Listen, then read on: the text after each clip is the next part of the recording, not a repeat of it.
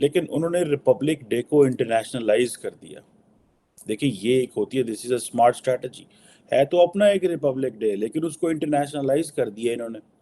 अच्छा, जो कि एक मैं समझता हूँ एक सक्सेसफुल डिप्लोमेटिक एक सक्सेस है इनकी, ठीक है जी। लेकिन आपने एक चीज नोट नहीं की, पाकिस्तानी लीडर तो सत्तू पी के सोए हुए हैं। और 26 जनवरी को आएंगे, he will be the guest of honour of the country.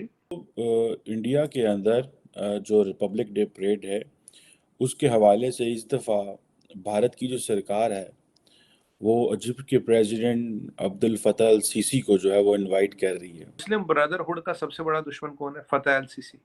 सबसे बड़ा क्रैकडाउन किसने किया मुस्लिम ब्रदरहुड पे? फतेह अल सीसी का। वो तो कहते हैं कि हमारा नंबर 1 दुश्मन है ये।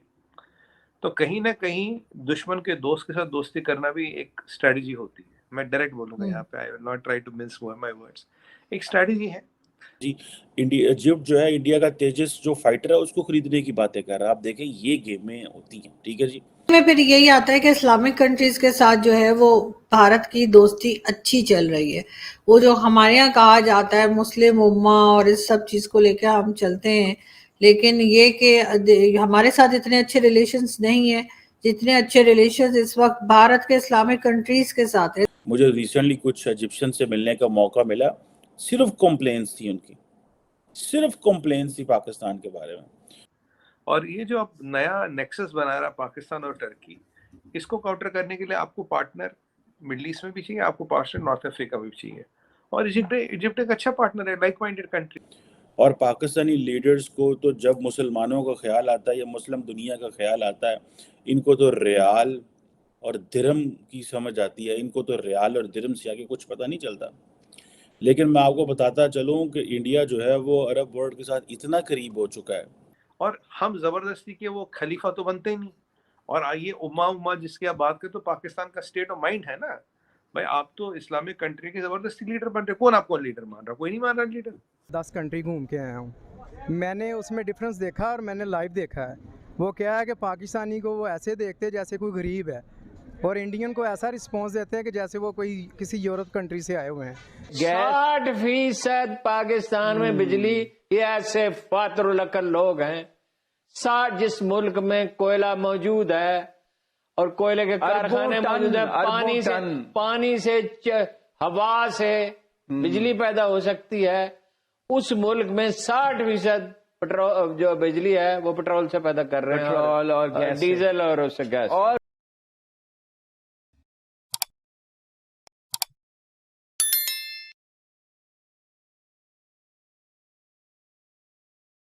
दोस्तों इंडिया के अंदर जो रिपब्लिक डे परेड है उसके हवाले से इस दफ़ा भारत की जो सरकार है वो इजिप्ट के प्रेसिडेंट अब्दुल फतह अल सीसी को जो है वो इनवाइट कर रही है। अच्छा, फतह अल सीसी जो है ऑब्वियसली जिसे कहते हैं ना, अरब स्प्रिंग के बाद जब मुस्लिम ब्रदरहुड की गवर्नमेंट आई और फिर वो जस्ट 51% गवर्नमेंट थी, और उसके बाद फिर ये आर्मी चीफ थे और उन्होंने टेक ओवर कर लिया और ये प्रेसिडेंट बन गए, और ये 2014 से प्रेसिडेंट है। लेकिन एक चीज़ आपने नोट की है कि भारत जो है वो जो रिपब्लिक डे परेड है उसको इन्होंने एक इंटरनेशनल इवेंट बना दिया। और जो अगर आप पिछले उससे पीछे चले जाए, अभी से 2 साल पहले तो कोविड की वजह से कोई नहीं आया था, लेकिन ब्राज़ील के सदर जो थे वो भी आए, बोल्सोनारो आए, साउथ अफ्रीका के प्रेसिडेंट आए, और बहुत सारे ममालिक के लोगों को जो है वो बुलाया गया। मलेशियन को बुलाया गया, इंडोनेशियंस को बुलाया गया।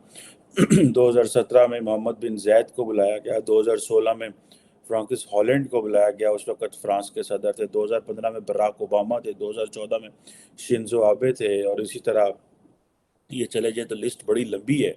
लेकिन उन्होंने रिपब्लिक डे को इंटरनेशनलाइज कर दिया। देखिए ये एक होती है, this is a smart strategy. है तो अपना एक रिपब्लिक डे, लेकिन उसको इंटरनेशनलाइज कर दिया इन्होंने। अच्छा, जो कि एक मैं समझता हूँ एक सक्सेसफुल डिप्लोमेटिक एक सक्सेस है इनकी, ठीक है जी। लेकिन आपने एक चीज़ नोट नहीं की, पाकिस्तानी लीडर तो सत्तू पी के सोए हुए हैं। और पाकिस्तानी लीडर्स को तो जब मुसलमानों का ख्याल आता है या मुस्लिम दुनिया का ख्याल आता है, इनको तो रियाल और दिरहम की समझ आती है। इनको तो रियाल और दिरहम से आगे कुछ पता नहीं चलता। लेकिन मैं आपको बताता चलूँ कि इंडिया जो है वो अरब वर्ल्ड के साथ इतना करीब हो चुका है कि पाकिस्तान जो है वो ना तो वो समझते हैं कि पाकिस्तान एक इम्पॉर्टेंट प्ले जो है वो प्लेयर है, और वो समझते हैं कि पाकिस्तान जो है ना बस ये है कि ठीक है कि हिस्टोरिकल ताल्लुकात हैं, इतनी इन्वेस्टमेंट कर दी हुई है तो अब बस ठीक है, इनके साथ ताल्लुक़ रखो, ज़रूरी है, इनके पास फ़ौज है। एक बड़ी जो चीज़ वो समझते हैं कि शायद इनका जो ये सिक्का फ़ौज वाला कभी हमारे काम आ जाएगा, क्योंकि छोटी स्टेट्स है, अरब स्टेट्स है, तो दे आर वल्नरेबल मिलिटरीली। अच्छा, इससे पहले अगर आपको याद हो कि मैंने थोड़े दिन पहले भी बात की थी कि भारत जो है वो किस तरह गल्फ़ कोऑपरेशन के साथ एक फ्री ट्रेड एग्रीमेंट के ऊपर तकरीबन उनका जो है वो एग्रीमेंट हो चुका हुआ है। और ये आप समझें कि ये जो फ्री ट्रेड एग्रीमेंट जीसीसी के साथ है, इसमें आप इमेजिन नहीं कर सकते कि कितनी बड़ी इंडियन लोगों के लिए मार्केट खुली है, इंडिया के लिए मार्केट खुली है, ठीक है जी।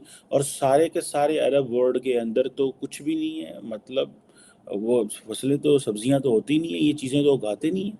मैं पर जो यहाँ खुल के सामने आती वो ये आती कि इंडिया की फॉरेन पॉलिसी रिलीजियस बेस्ड ना थी, ना है, ना होगी। अब इजिप्ट एक मुस्लिम डोमिनेटेड कंट्री है। फतह अल सीसी साहब इज अ मुस्लिम, प्रैक्टिसिंग मुस्लिम। और ऐसा नहीं कि पहली बार किसी मुसलमान को बोला, बहुत पहले बहुत भी मुसलमान हेड्स ऑफ स्टेट आए हैं, और 26 जनवरी को आएंगे। He will be the guest of honour of the country. और इंडिया के अगर आप पिछले 10, 20, 30 साल से स्टडी करें, इजिप्ट के साथ हमेशा रिलेशन अच्छे रहे। अब इजिप्ट का मतलब है आपका लगभग अफ्रीकन कंट्रोल, कॉन्टिनेंट का आपका कंट्रोल, बहुत बड़ा मुल्क है कॉन्टिनेंट का, वर्चस्व है अफ्रीका पे इसका। मोरक्को, मोरितानिया, इजिप्ट, इन सब का वर्चस्व है वहां पे। तो ये एक अच्छी चीज है, एक अच्छी डेवलपमेंट है। अगर आप ट्रेड की बात करें, देखिए इजिप्ट का जीडीपी कोई बहुत ज्यादा नहीं है, करीब $460 बिलियन है। हमारा trade, if I am not wrong, करीब $8 बिलियन का होगा।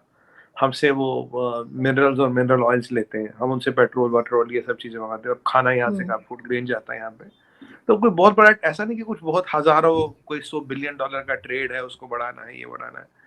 बट हाँ, अफ्रीका में अपना स्टैंड बनाना, अफ्रीका में अपनी रीच बढ़ाना, अफ्रीकन कॉन्टिनेंट में इन्फ्लुएंस करना और मिडिल ईस्ट में इन्फ्लुएंस करना। देखिए मिडिल ईस्ट में एक अलायंस है, ये अलायंस है टर्की का और पाकिस्तान का। अभी जो पीछे पीएफआई वगैरह पकड़ा गया, तो इसमें टर्की की फंडिंग, आईएसआई का रोल और मुस्लिम ब्रदरहुड, 3 चीजें दिखी। ये बहुत वाजे क्लियर सामने आ गई। अब मुस्लिम ब्रदरहुड का सबसे बड़ा दुश्मन कौन है? फतह अल सीसी। सबसे बड़ा क्रैकडाउन किसने किया मुस्लिम ब्रदरहुड पे? फतह अल सीसी का। वो तो कहते हैं कि हमारा नंबर 1 दुश्मन है ये। तो कहीं ना कहीं दुश्मन के दोस्त के साथ दोस्ती करना भी एक स्ट्रेटजी होती है। मैं डायरेक्ट बोलूंगा यहाँ पे, I will not try to miss my words, एक स्ट्रेटजी है।